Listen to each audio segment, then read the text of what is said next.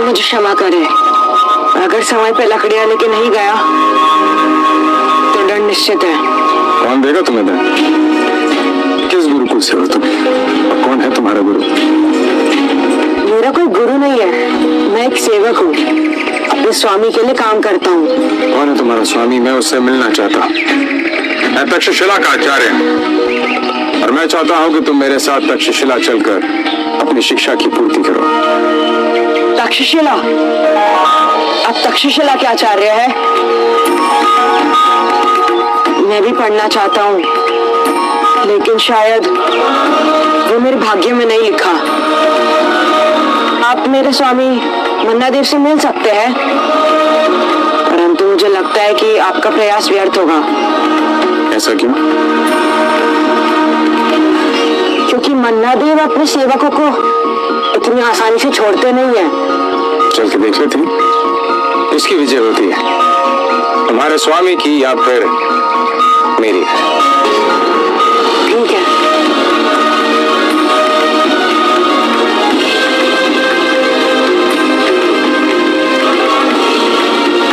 कुछ ही समय में दोनों जंगल के किनारे पर बसे एक छोटे से गांव में पहुंचे। मन्ना के पास चंद्रगुप्त जैसे सैकड़ों सेवक थे, जिनसे वो अपना काम तो करवाता ही था और सही दाम मिलने पर उन्हें बेच भी देता था। जब चंद्रगुप्त चाणक्य को लेकर मन्ना के पास पहुंचा तो उसका गुस्सा फूट पड़ा। पूरा दिन निकल गया, वही मात्र इतनी सी लकड़ियों के लिए। अब कल तुम इसकी 5 गुना लकड़ियां लेकर के आओगे, तभी भोजन को हाथ लगाना। ये सुन चाणक्य समझ गए कि ये मन्ना धनानंद जितना ही क्रूर और निर्दयी है। इससे क्यों दंड दे रहे हो तुम? दंड का नहीं, पुरस्कार का अधिकारी है। इस सब में इसका कोई दोष नहीं। अभी अभी इसने एक यात्री के प्राणों की रक्षा की है। आपके यात्री की जान तो बच गई श्रीमान, परंतु मेरा तो नुकसान हुआ ना। कर दीजिए मेरे नुकसान की भरपाई, चुका दीजिए मेरा उचित मूल्य। मैं इस बालक को भोजन दे दूंगा, तब तक इस बालक को भोजन नहीं मिलेगा। मान्यवर, मैं तक्षशिला का आचार्य चाणक्य हूँ और मूल्य आपको अवश्य मिलेगा, किंतु उससे पूर्व आपको इस बालक को मुक्त करके मुझे सौंपना होगा और फिर उचित समय आने पर मैं आपको आपकी आशा से अधिक धनवान बना दूंगा। ये मेरा वचन है। सुना आपने? हे आचार्य, मुझे धनवान बनाएगा।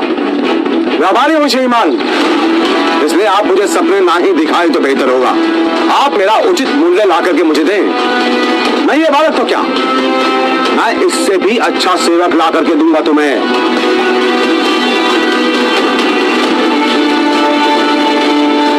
वैसे क्या दिखा आपको इस साधारण से बालक में?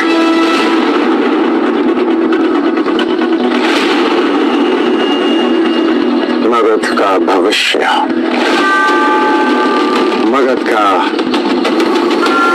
सम्राट, ये बालक मगध का सम्राट तुम्हें कहां से लगता? कदापि नहीं बन सकता ये। मान्यवर, सपने देखने का अधिकार उन्हें ही होता है जिनमें सपनों को पूरा करने की क्षमता हो,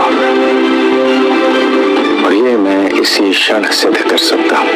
अच्छा, वो कहते श्रीमान? करवा लीजिए प्रतिस्पर्धा, हरा लीजिए इस बालक को अपने किसी भी सेवक के साथ। यदि ये विजय होता है तो ये मेरा शिष्य बनेगा, और यदि ये हार जाता है तो इसके साथ साथ मुझे भी आपकी अधीनता स्वीकार होगी। मैं भी आपका सेवक बनूंगा। ये स्वीकार है आचार्य। अब ये है, अब तो तुम दोनों को मेरी अधीनता स्वीकार करनी होगी। अब देखो आचार्य, मेरा सेवक कैसे धूल चटाता है इस बालक को। देखो,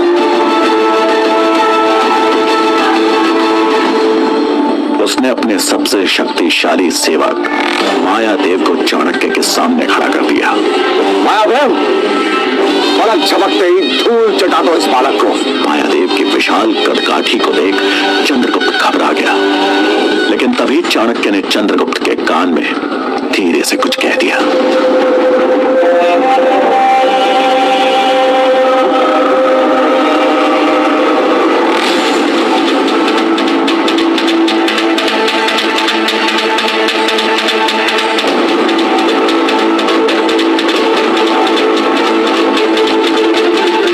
तभी मायादेव ने चंद्रगुप्त पर हमला बोल दिया। हालांकि चंद्रगुप्त अपनी फुर्ती दिखाते हुए बच गया। फिर कुछ देर यही चलता रहा। तभी अचानक चंद्रगुप्त ने मायादेव के घुटनों पर प्रहार किया।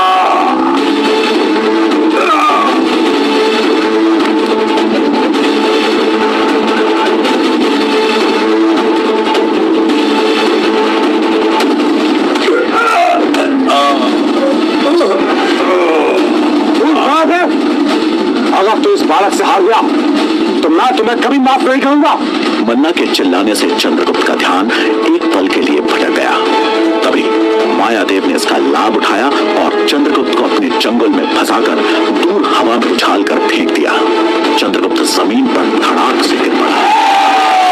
ये देख चाणक्य थोड़े निराश हो गए, जबकि मन्ना और वहां उपस्थित भीड़ शोर मचाने लगी। इसी शोर में चंद्रगुप्त को एक दबी सी चीख सुनाई दी और वो तुरंत वहां से भाग निकला।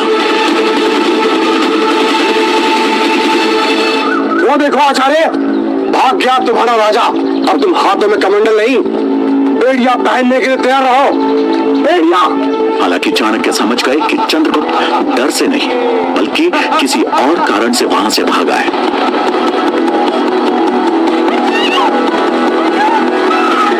तभी एक लड़का दौड़ता हुआ आया। स्वामी, आपके पत्नी उनको गौशाला में खोलकर लोहे के तेंदुओं में घेर लिया है, जल्दी चलिए। ये सुन मन्ना हड़बड़ाहट में गौशाला की तरफ भागा।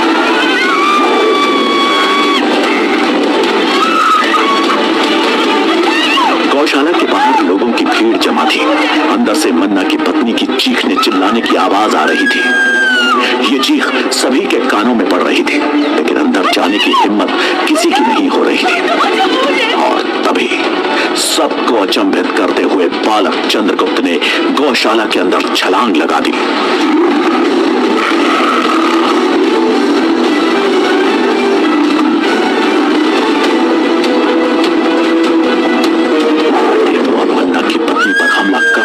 था कि तभी हवा को चीरते हुए एक झोंका आया और उसके पेट में लकड़ी का टुकड़ा घुसेड़ दिया।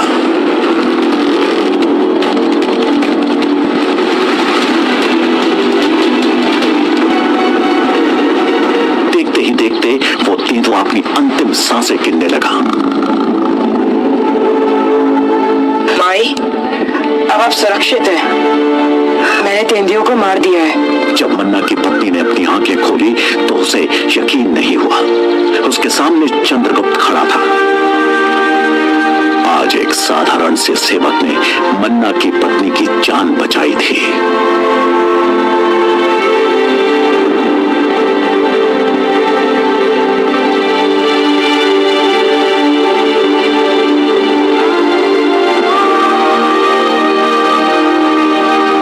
मन्ना ने अपनी पत्नी के पास आकर चिंतित होते हुए पूछा, तुम ठीक तो हो ना? जिस चंद्रगुप्त को सभी कमजोर बालक समझते थे, आज उसने ऐसा काम करके दिखाया जो बड़े से बड़ा सूरमा भी ना कर पाए। शारीरिक बल किसी की वीरता का प्रतीक नहीं होता। साहस भीतर से जन्म लेता है और युद्ध मात्र शस्त्र से नहीं, बुद्धि से भी लड़ा जाता है। चाणक्य की बात सुन मन्ना देव को अपनी गलती का एहसास हुआ। क्षमा करें आचार्य, परंतु एक प्रश्न मेरे दिमाग में अभी भी चल रहा है।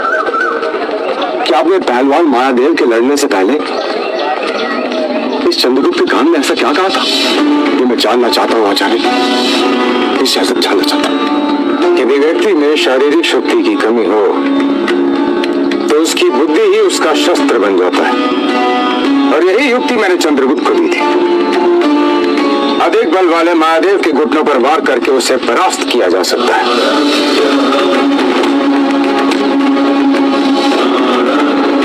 मन्नादेव चाणक्य के प्रतिभा से समझ गया था कि ये कोई साधारण आचार्य नहीं बल्कि बहुत बुद्धिमान और अनुभवी आचार्य है।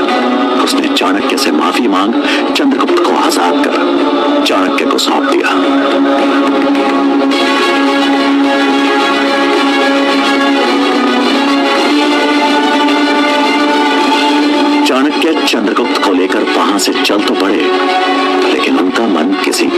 चिंता में डूबा हुआ था।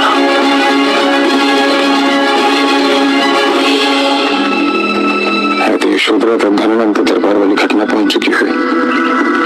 न जाने वो किस मानसिक स्थिति में होगी, उसके प्राणों के लिए संकट हो सकता है।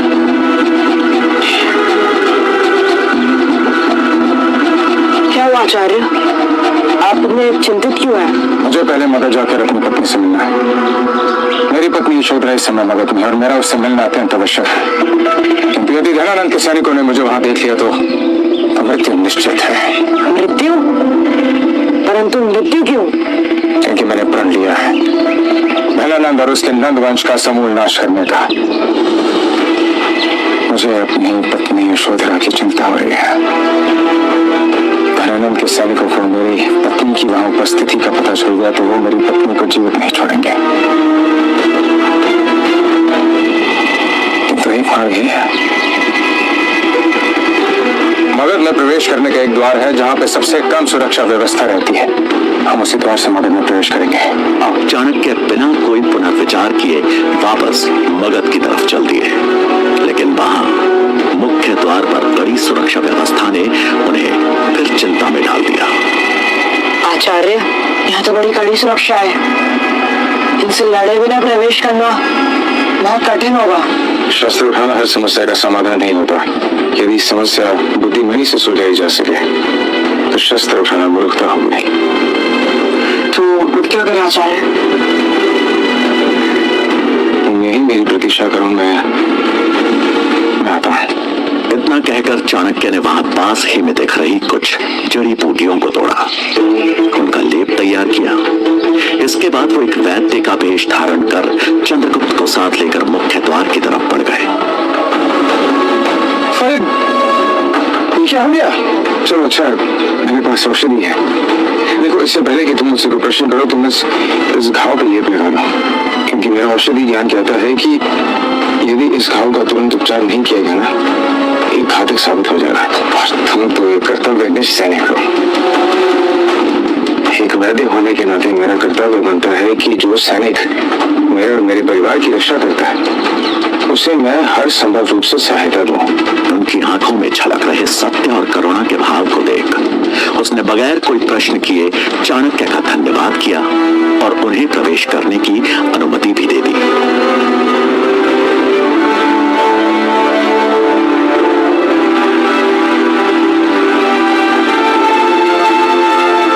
अब चाणक्य चंद्रगुप्त के साथ अपने घर के निकट पहुंच गए, लेकिन गली में मुड़ने से पहले ही अचानक उनके कदम ठहर गए। चंद्रगुप्त ने हैरान होते हुए पूछा, क्या हुआ आचार्य, आप अचानक से रुक क्यों गए? धनानंद के गुप्त सैनिक मेरे घर के समीप हो सकते हैं। संभवतः वो मेरी ही प्रतीक्षा कर रही हो। तो अब क्या करना चाहिए? तुम भिक्षक के रूप में मेरे घर में प्रवेश करा। यदि वहां कोई सैनिक या कोई गुप्तचर हुआ तो तुम्हें आभास हो जाएगा।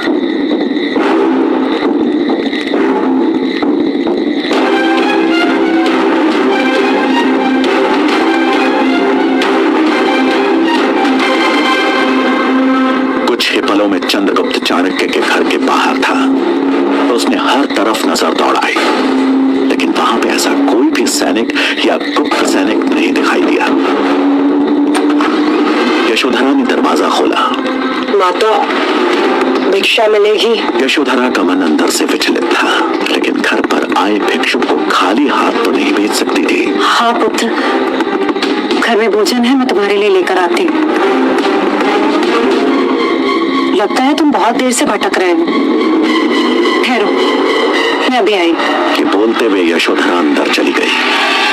कुछ समय बाद जब वो भोजन और पानी लेकर लौटी तो यशोधरा ने चाणक्य को अपने सामने अचानक खड़ा पाया।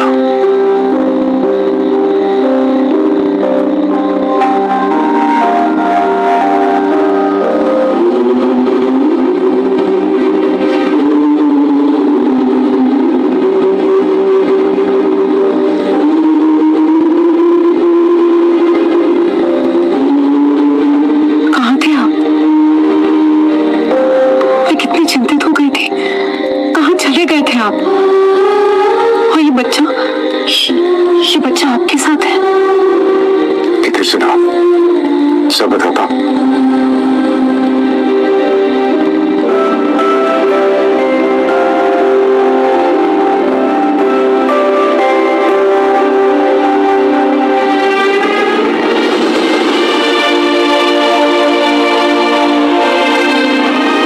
यशोधरा ने अचानक से कई प्रश्नों की झड़ी लगा दी।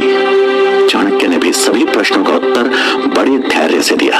हमें देश की रक्षा करनी होगी, उसके लिए हमें अखंड भारत का निर्माण करना होगा।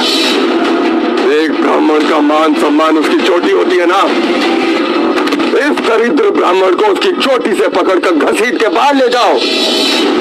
जब तक तेरे और तेरे नंद वंश का समूल नाश नहीं कर देता, तब तक इस राज सिंहासन पे किसी योग्य राजा को नहीं बिठा देता।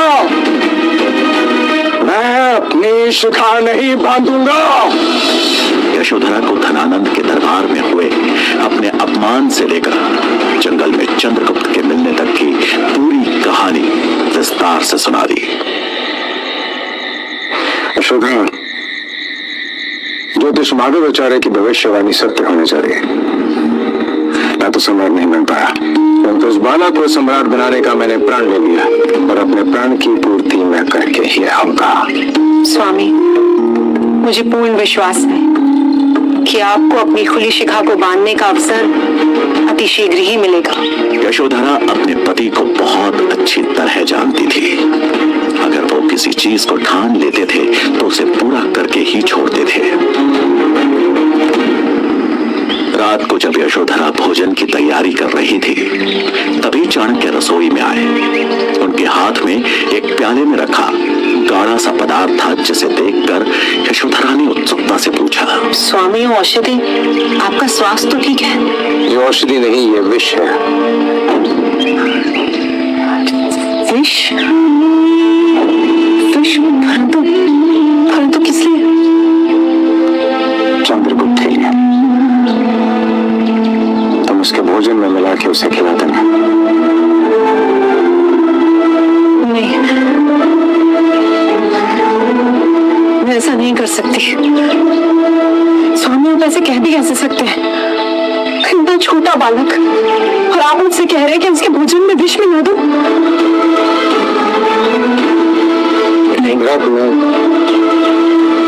मैं जितना कहा है तुम करो।